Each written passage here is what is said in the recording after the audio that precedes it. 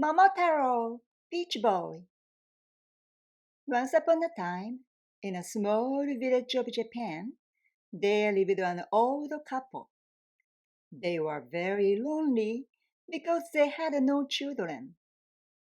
One day, the old man went to the mountain to collect firewood, and his wife went to the river to wash clothes. Suddenly, a gigantic peach appeared floating down the river. Don Buraco, Don Buraco, Don Buraco, Don Buraco. The old woman couldn't believe her eyes. Oh my, I have never seen a huge peach like this. She picked up the peach from the river and took it home to show her husband. Soon the old man came back home. His wife said to him, Look at this big peach. It must be juicy and yummy. The old man was so hungry and said to her, Oh, what a big peach! Let's cut it and eat it up. The old woman brought a big knife from the kitchen. Just at the time when she was about to cut the peach in half, a voice came from inside the peach. Wait! Don't cut! Suddenly, the peach split open, and a baby boy jumped out. The old couple was very happy and excited. Oh, baby, baby! Oh. They thought God gave them a baby. They took him to be their son. Because he was born from a peach, they named him Momotaro, which means peach boy. They loved Momotaro very much and raised him well. Momotaro ate a lot and grew up to be big and strong. He helped his parents with house chores. When Momotaro was 15 years old, he heard about Oni, evil ogres, many of them, living on the island near the village. They were red, blue, and green Oni. They would often come to the village and do bad things like stealing treasure. One day, Momotaro said to his parents, I'm going to the Oni Island. I will fight them and bring back treasure. Please let me go. The old couple worried about Momotaro so much. But they were also very proud of him for wanting to help the village. They agreed to let Momotaro go. The old man gave him a sword and armor. The old woman made for him dango, special dumplings that would give him power to fight Oni. I made a dango for you. You need a lot of power to fight the evil Oni. Momotaro thanked his parents and said goodbye to them. He then began his journey. As Momotaro was walking down towards the sea, he ran into a dog. The dog said to Momotaro, "Woof woof, something smells so yummy. What do you have in your bag? Can you share the food with me? Woof woof." Momotaro said to the dog, "I have a special dango that gives whoever eats it tremendous power and stamina. I'm on my way to the Oni Island to fight a group of evil Oni. I will give you a dango if you join my fight." "Sure, I am going with you. Woof!" The dog proudly puffed his chest. So Momotaro and the dog walked towards the sea. Then they soon met a monkey. He said to Momotaro, Kik, kik, kik. Something smells so yummy. What do you have in your bag? Can you share the food with me? Kik, kik, kik. Momotaro said to the monkey, "I have a special dango that gives whoever eats it tremendous power and stamina. I'm on my way to the Oni Island to fight a group of evil Oni. I will give you a dango if you join my fight." Count me in. Kick! The monkey jumped up and down in excitement. Momotaro, the dog, and the monkey walked towards the sea. Then they soon met a bird. The bird said to Momotaro, Something smells so yummy. What do you have in your bag? "Can you share the food with me?" Momotaro said to the bird, "I have a special dango that gives whoever eats it tremendous power and stamina. I'm on my way to the Oni Island to fight a group of evil Oni. I will give you a dango if you join my fight." I'm going right now. The bird fluttered. So Momotaro, the dog, monkey, and the bird walked to the long, long way and finally reached the sea. Momotaro and his animal friends built a boat. They all got in the boat and sailed toward the Oni Island. It was a long and difficult sea journey. The weather got so bad sometimes they almost gave up. But they went on. As they got closer to the island, they could see many Oni in the colors of red, blue, and green. After a long journey, Momotaro and his animal friends landed on the Oni Island. Momotaro shouted, "Charge!" The animal soldiers rushed toward the Oni. The dog bit them. The monkey scratched them. And the bird pecked at their eyes and heads. Momotaro cut them with his mighty sword. Yato-ya! Finally, the leader of all the Oni, the great red Oni, appeared. Momotaro yelled at him, "You an evil creature! This is what you get for your bad behavior!" He jumped up into the air to descend onto the red Oni. "This is your end!"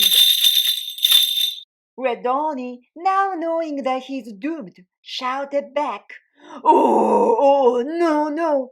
Please stop! I surrender you! I am so sorry! Oh, don't attack me, please!" At last, all the Oni were defeated. They bowed down low before Momotaro and promised never to cause troubles in the village again. The red Oni returned to Momotaro all the treasure that they stole from the villagers. It was a great treasure with gold, silver, and colored jewels. Momotaro and his animal friends brought back the treasure to the village and shared it with all the villagers. Momotaro, his animal friends, and the old couple lived happily ever after. Yay!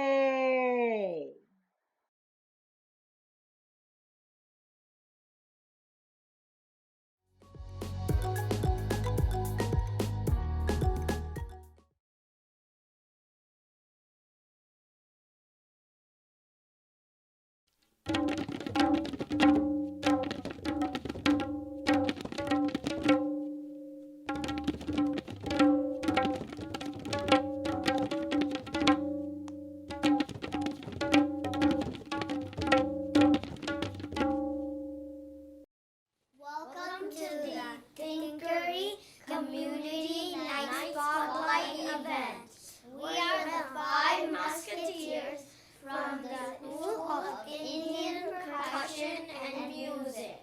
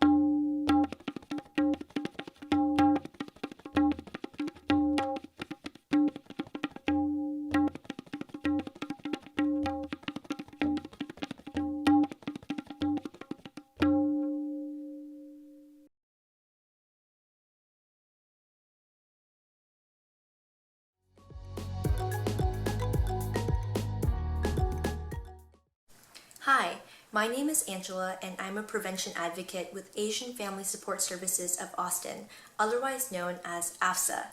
We serve survivors of violence in Central Texas with free, confidential services in any language, and these services include counseling, help with legal issues, shelter, and job assistance, and more.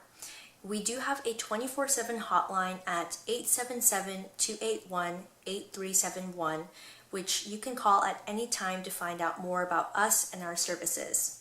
While our doors are open to any survivor in Central Texas, we primarily serve Asians, immigrants, refugees, and folks from a diversity of cultural backgrounds, which is why today we'll be sharing a story with you about why it is important to learn more about the folks around us who are different from us.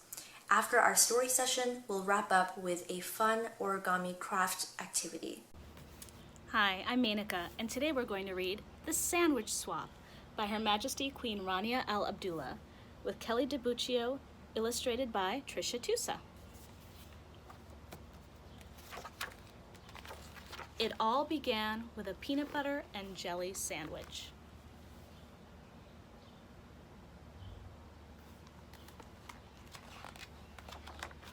And it ended with a hummus sandwich.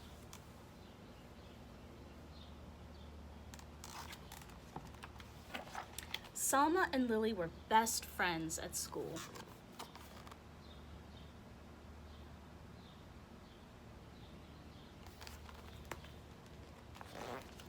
They drew pictures together.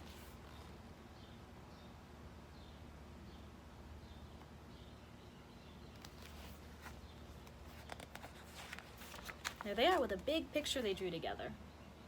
Don't they look proud that they worked together to make the big picture? They played on the swings together.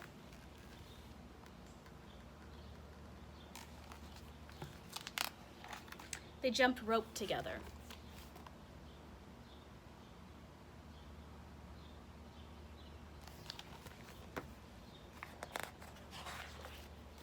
And they ate their lunches together.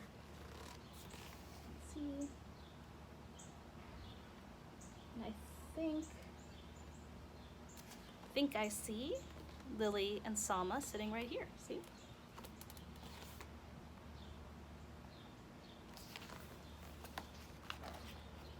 But just what they ate was a little different. Lily ate a peanut butter and jelly sandwich every day for lunch. Salma ate a hummus and pita sandwich every day for lunch.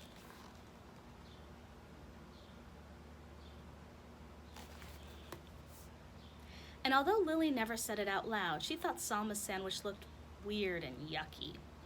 She felt terrible that her friend had to eat that icky chickpea paste every day. Ew, yuck. And although Salma never said it out loud, she thought Lily's sandwich looked strange and gross. She felt just awful that her friend had to eat that gooey peanut paste every day. Ew, gross. Then one day, Lily just couldn't hold back those pesky thoughts any longer. "Your sandwich looks kind of yucky," she blurted out. "What did you say?" Salma asked, thinking she must have misunderstood her friend. "I said, your sandwich looks yucky."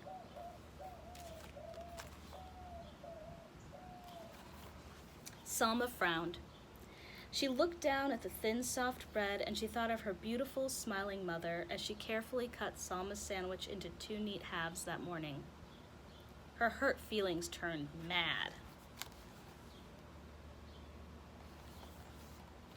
"Yeah, well, your sandwich looks gross and it smells bad too," Salma snapped back. Lily looked surprised. She sniffed the thick, squishy bread, and she thought of her dad in his silly apron whistling as he cut Lily's sandwich into 2 perfect triangles that morning.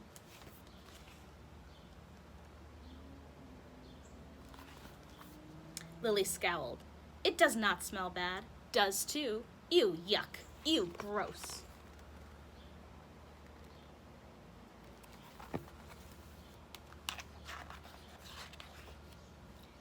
That afternoon, the friends did not draw pictures together. They did not swing together, and they did not jump rope together either. And there they are, staying far away from each other. The next day, Salma ate her lunch at one table, and Lily ate her lunch at another.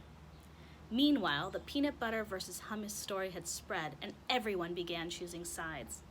Each side had something not so nice to say to the other. Peanut butter breath, jelly heads, garlic breath, chickpea brains.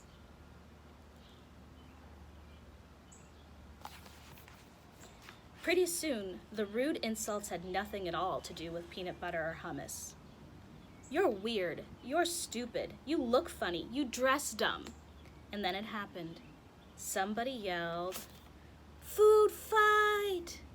Peanut butter and hummus sandwiches and other lunch favorites began flying back and forth between both sides of the lunchroom.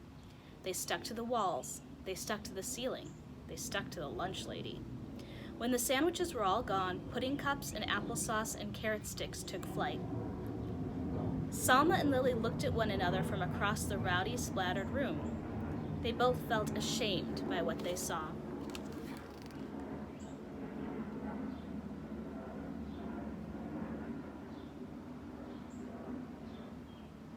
That is a very big mess.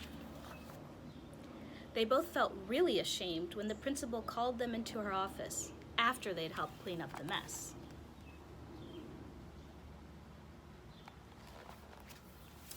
The following day, Salma sat her lunch down across from Lily's.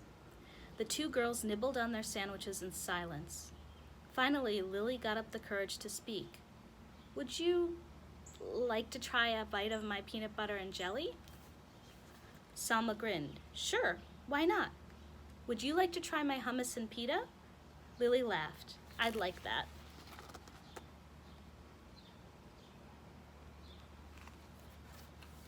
On the count of three? Okay, on the count of three. 1, 2, 3. Hey, this is delicious, and this is heavenly. The girls giggled and hugged and traded sandwiches.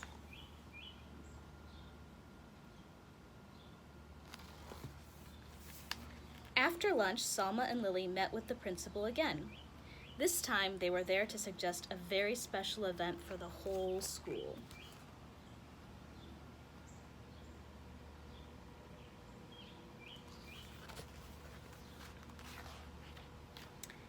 And that's how it all began, with a peanut butter and jelly sandwich, and ended with a hummus and pita sandwich. If you open up this last page, you can see Salma and Lily's idea. They decided to do a big celebration with all different foods from everyone's cultures and backgrounds and countries, and so you can see a big table full of food.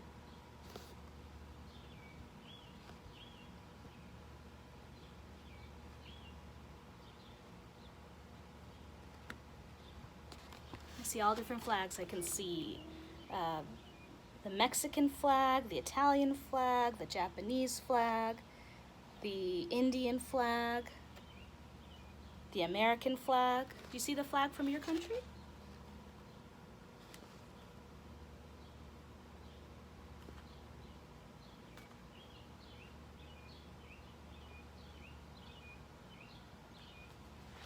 And that's the end of the story. So the nice thing was that Lily and Salma figured out that the best thing was to learn about the differences. And even though their families and their cultures did things differently, they learned that they could appreciate each other's cultures too. And it wasn't something to make fun of or something that was weird or scary. And you know what? Maybe there was somebody who didn't like some of the foods on that table, but that's okay. They were trying and they were learning about each other's cultures, and they weren't making fun of each other just because somebody else was different. So thanks for joining us. Now Angela is going to do some origami with you. Now that we have listened and reflected on the importance of learning about each other's differences, let's try out some origami crafts together. Origami is the art of paper folding which originated in Japanese culture. All you need is a sheet of paper, which can be a color or white piece of paper, scissors, and coloring utensils. First, fold the sheet of paper into a square by folding a triangle up until the edges of the paper line up.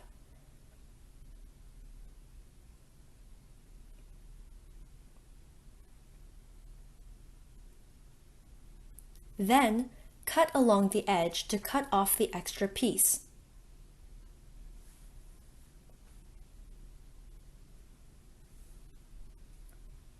Now you have a square. Next, fold the paper in half, diagonally.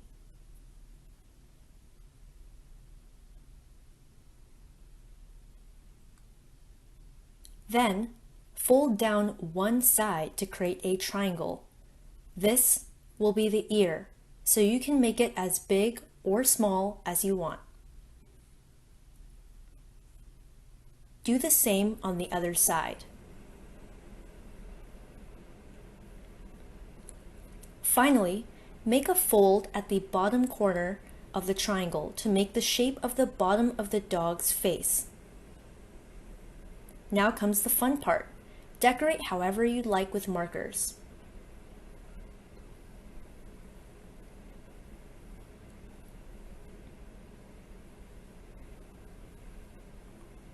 If you prefer cats, here's how you can make cats as well. You can fold the sheet like we did with the dogs to make a perfect square.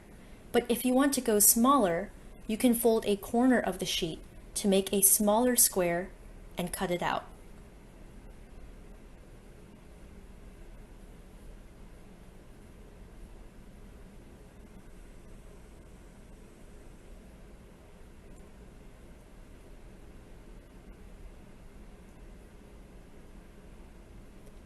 Fold it again into a triangle.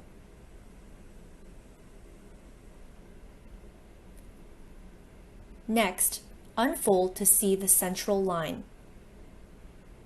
Fold two triangles upward near the central line to create the cat's ears.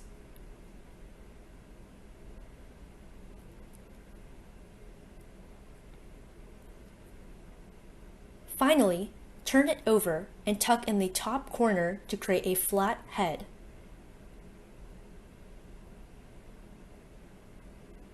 Now you can decorate.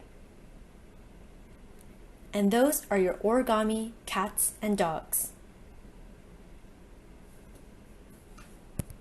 Thank you for spending some time with AFSSA today, and thank you to the Thinkery for having us as part of their Community Night Spotlight. Remember, if you need help, you can reach us anytime. Call us day or night 7 days a week at 877-281-8371. We speak your language.